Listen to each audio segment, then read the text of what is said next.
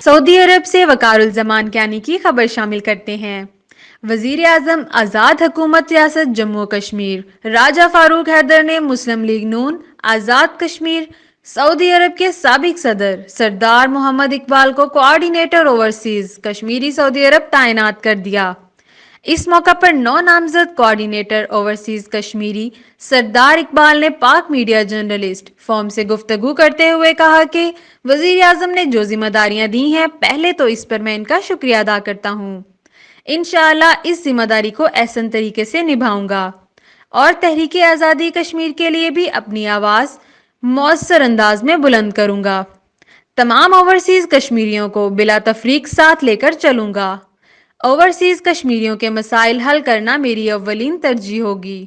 وزیر اعظم آزاد کشمیر کو لمحہ بہ لمحہ درپیش مسائل سے آگاہ کیا جائے گا اور حل کے لیے اقدامات کیے جائیں گے۔ بسم اللہ الرحمن الرحیم۔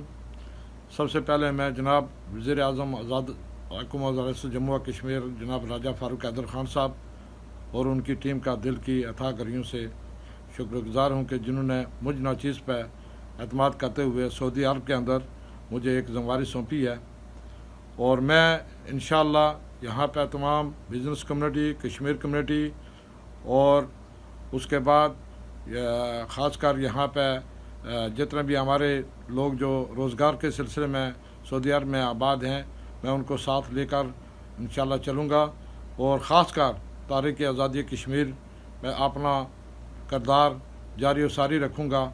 اور میں ایک بار پھر جناب راجہ فاروق حیدر خان صاحب، میں ان ٹیم کے میں پھر شکریہ ادا کرتا ہوں کہ جنہوں نے مجھ ناچیز پہ اعتماد کرتے ہوئے مجھ پہ جو ہے وہ اتنی ذمہ داری ڈالی، اور اللہ تعالیٰ سے دعا گو ہوں کہ اللہ تعالیٰ مجھے اس میں سرخرو کرے۔